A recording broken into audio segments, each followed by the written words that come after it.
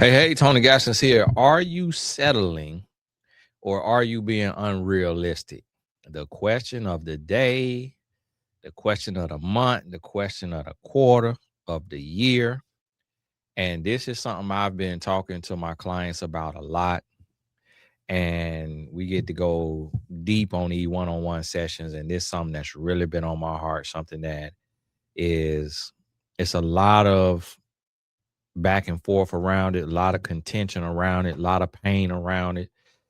And a lot of people just don't really understand what it takes to be in a relationship. Now, I did recently, I will tell y'all this. I recently talked to somebody who has settled. And I was like, whoa, nah. And they was like, well, Tony, you said to look at the character and not just the outer appearance and the looks. I said, yeah, I said that nah. But I ain't mean to go get no two. I meant like be okay with a 5 who could be a comma 7 with a little wardrobe makeover, with a little gym action. I didn't say go get no 2. Like that's settling. And then and what I really meant is like, okay, let's say the person is on the look scale, dressing scale, fashion scale. Let's say the person is like at a 4 out of 10 on how they present themselves. All right, you got the potential to be a 6 or a 7 with some key changes. But when your personality is also emotionally unavailable and you can't dress and you not no looker. Oh, near. That's settling. That is settling. See, what's being unrealistic is wanting to be able to check every box. So people will be, a man want beautiful, articulate, educated, sexy body, fine, woman of God, ambitious, and want all of that. And it doesn't exist.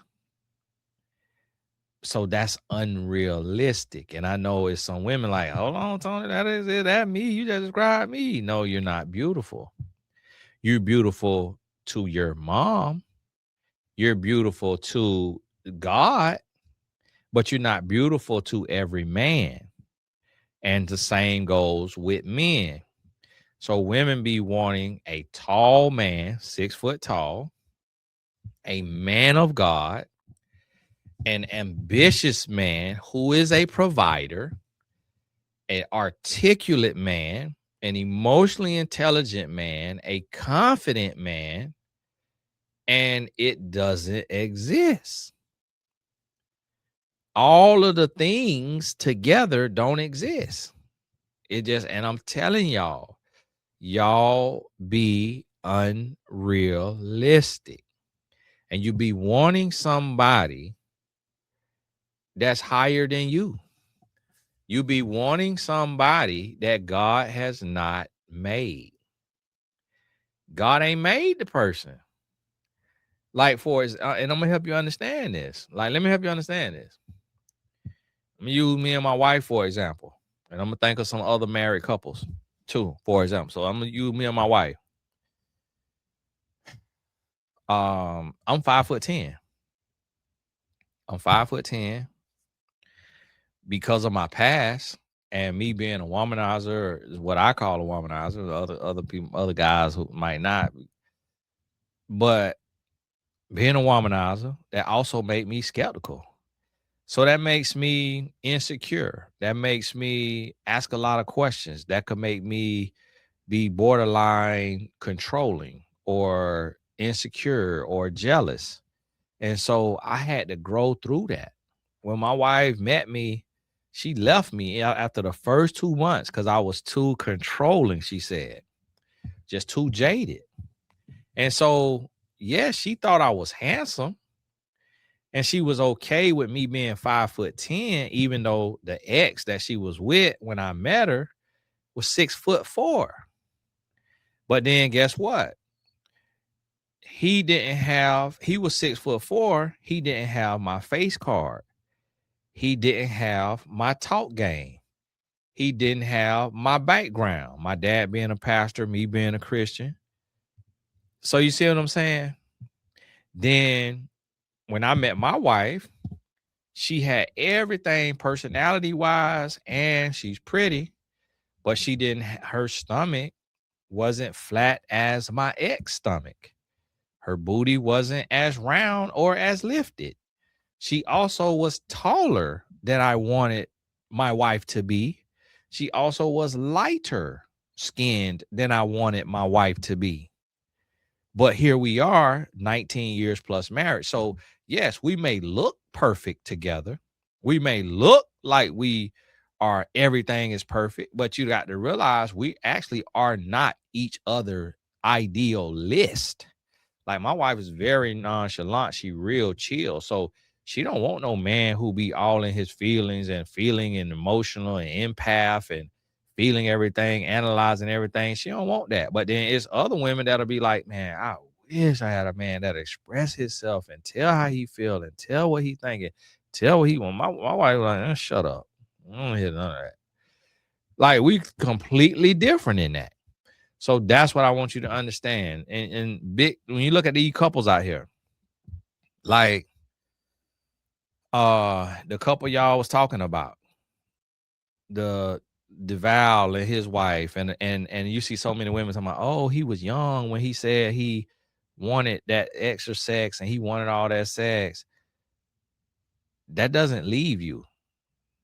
That don't leave you. Like it don't matter how old he was, he's still the same man. For y'all women who did not know that, you don't grow out of that. You got to fight that every day out of your life. Your desire is always there as a man. And guess what happened for a woman? Her desire might go down when she get close to perimenopause or menopause. She might get even worse. So if she didn't want it when she was younger, she might not want it when she older. And so it's like, you got to realize that. And so his list would be a more sexually ready woman, a woman who puts out more. Her list would be a man who can see and feel her feelings and emotions and not make her feel guilty for not wanting to have sex all the time. Then look at I'm using examples I know. Kev on stage and his wife, Melissa. Kev not built the way that y'all describe you want a man to be built. Like he wasn't built like that when he met his wife, but now how he is built, I don't see that build on anybody list. And that's what I mean. But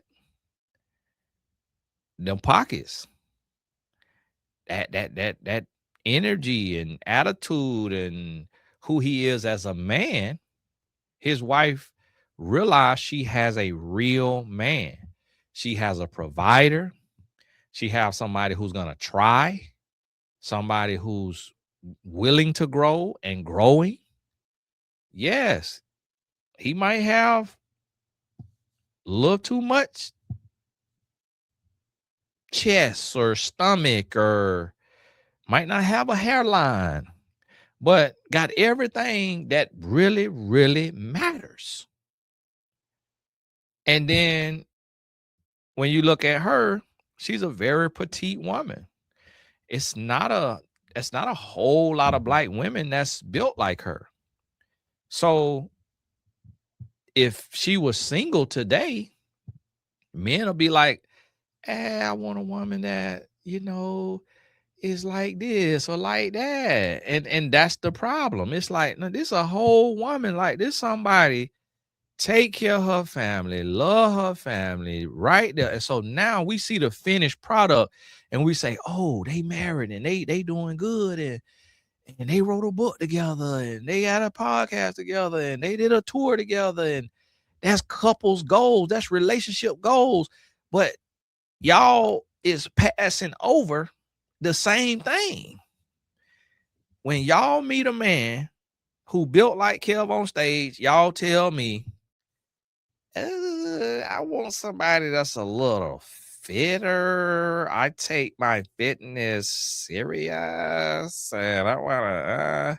And I'll be like, well, okay, well, what if you get him and he real fit and he's slim and athletic, and then he put on weight?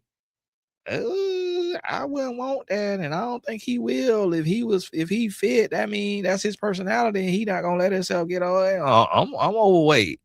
I don't put on some weight.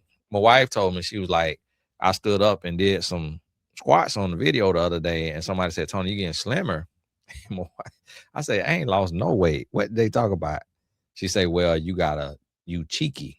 She's like, so people probably think you bigger than what you are because you got a full face. I say, you know what? You is absolutely right. But y'all, I'm not big at all. I ain't got no stomach. Like, I ain't big. Nah. I'm normal built. I'm normal built. You know, I'm normal built. I ain't got no stomach on me now. I ain't got no stomach on me. Like, I'm normal built. I got 2 L's at the top. And so it's like, okay, but guess what? I'm 30 pounds heavier than when I met my wife. I don't know if how much heavier she is than when I met her, but she thicker than when I met her. So we both put on weight. We done grew together. And so you got to look at it. Like, I can't really speak on like R.C. Blaze and his wife because they older.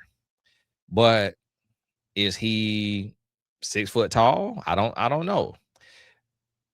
Do he got everything that you seeing on these lists out here as far as height and all of this right here? Do this, do that, do that.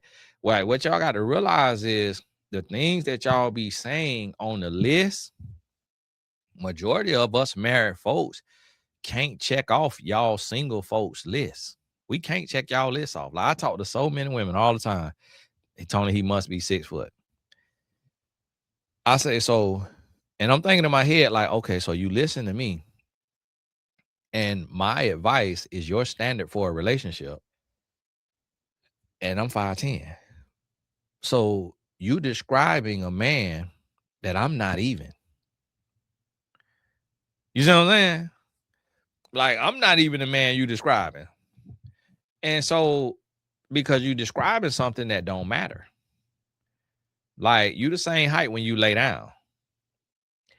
And when that pole getting put on you, you the same height. So you worried about the wrong thing.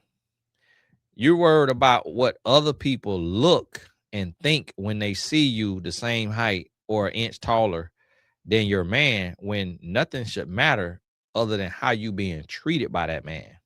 How that man take care of you. How do that man treat you?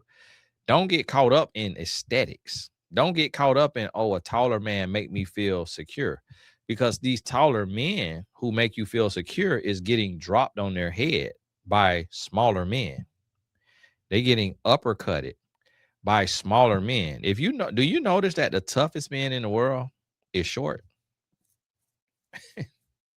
You know that the meanest men in the world, the greatest leaders in the world have all been short. Other than like a Malcolm X, who was a leader and he looked a little taller, but you know, how tall was he? But almost every leader, you see what I'm saying? It's like, you got to realize that. And even the bad leaders were short. And so you have to understand that everybody ain't like that. Now, I say Malcolm X was 6'3". And so that probably would help him become a leader, being 6'3", light skin. Back in that day, he probably was seen as different. But Martin Luther King wasn't tall, leading the movement. You see what I'm saying? Leading the movement. Nah. What they say about what he was getting into, probably wish he was tall. But I want you to understand, you gotta get that list down to what really matters, and then you gotta be realistic. And so everybody gonna have to compromise something. We all got to compromise something. Like, yes, I was just listening to the lady. I seen a little clip and she was saying, marry a HO, marry a SLUT, like marry this right here, because when you wake up, you getting that thing. When you, anytime you want it, any time of day, any way you want it, anywhere you want it, you getting it. And I thought about that and I was like, man, you know what? The unfortunate part about that is you can't feel special. You can't feel special at all because you know that she did that for every man. And she did that same way for every man. And then you kissing a woman who was sucking all over and swallowing all over and eating the booty of every man. So it's actually disgusting when you actually think about it as a man. And so it's like, yeah, you might want it all the time, but you getting it from somebody who gave it to hundreds of other men all the time too. So you most likely is also finna agree to being some other stuff with this woman.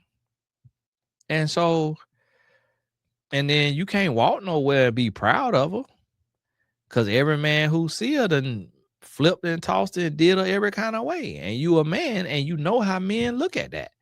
Men laughing at you, and no man want to be laughed at. That's why men don't marry the HO knowingly. Sometimes men marry the HO on accident because she done moved to a new city and he don't know her past.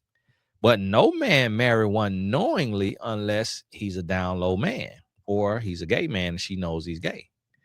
That's the only men that don't care. But other than that, a man care, because no man want to be laughed at. And so I thought about that and I'm like, would I rather have a woman who will sleep with me at any given time of day, or would I rather have a woman who every other man ain't had? And and I know some women say, well, Tony, what about y'all? Every other woman that had y'all. You just saying that to be tit for tat, because that's the way of the world, and that's already understood, and what's understood ain't got to be explained. So women don't really care about that the same way men care about. Some women will try to make a big deal out of it for the sake of argument, but it's a reason why it's a lot of women who are virgins is get with a man that's not a virgin, and it's a lot of women who have a low body count still be with a man who may have a higher body count or a high body count, because women know the difference between a woman and a man, and men know the difference between a woman and a man. So a man doesn't expect a woman to have a high body count like he may have, because he knows it takes more for a woman to get on her back and to open her legs, and the mental exhaustion or everything she goes through to get prepared and get in that place and get in that mindset. He knows it's different for a woman. So when a woman has the same amount of bodies that he have, if he have a lot of bodies, then he looking at her as abnormal, because he knows not every other woman is like that, but he know every other man who can is like that. He know every other man, 99% of men who can have multiple bodies on his wrist, on his list, on his record, has that. But he knows that's not the same for women. And so that's why you can't compare apples to oranges. It just the way our world is set up with chauvinism and all of those things, it set it up for a man to be able to live this life and a woman to be able to live that life. And so what is normal becomes accepted. What is accepted and promoted and portrayed becomes the norm. Like, it's not something abnormal if you live in a tribe or a place where every man can have 4 wives. So now you don't look down on a man for having 4 wives, or you don't look at him like a cheater or a dog or a player, because that's customary in that tribe or in that country or in that region. So if you're in a place where men who are able and capable have slept with multiple women, you're not shocked by it when you find that out. But if you're in a place where women who sleep with multiple men are looked at strange or looked down upon, then you are disgusted by it. If you're in a place to where the more women a man, the more men a woman sleeps with, the more desirable she is, then that would be normal. You will want a woman with a high body count because that's the norm of your region, religion, whatever, country, whatever it may be. So that's what you got to understand is there's a difference just depending on where you at in the world.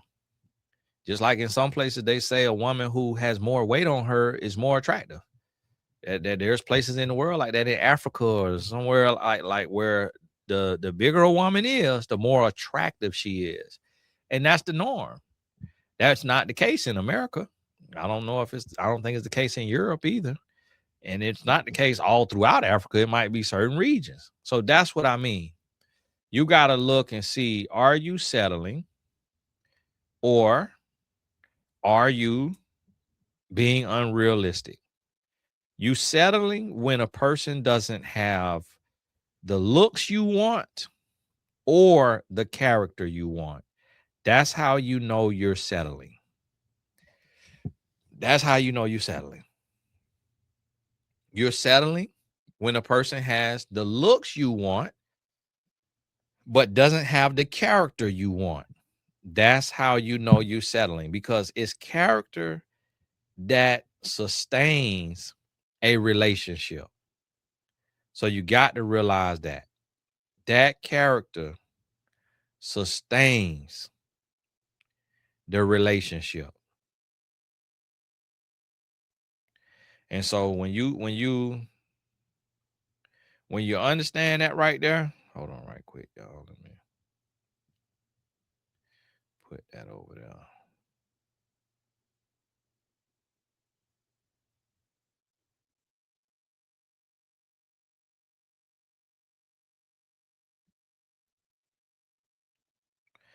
And so that's what you got to realize. Y'all forgive me here publishing this video. Now, when a person doesn't have the looks that you want, but they have the character that you want, now you know you're not settling, because they have what it takes to sustain a relationship. And that's the difference. And that's what you got to realize and understand. What character is the currency. And so if a person has character, then a rich person, a poor person can become rich. That's what you got to realize. And the sooner you get to that place of understanding, the better off you are. So, hey, this Tony Gaskins. God bless you. Keep your head up. We will be in touch. I'm finna get on to this here good house, put this here game on. God bless you. All the important links in the description. Make sure you're on the wait list for Destiny. If you are single, to the fellas, need you on now. Gonna be the best women in the world, gonna be on Destiny. So God bless y'all, and we'll talk soon. Also, y'all find somebody to work at Apple for me, so we can make sure Destiny can get in the App Store. Y'all find somebody to work at Apple and send me a message. God bless you. We'll talk soon.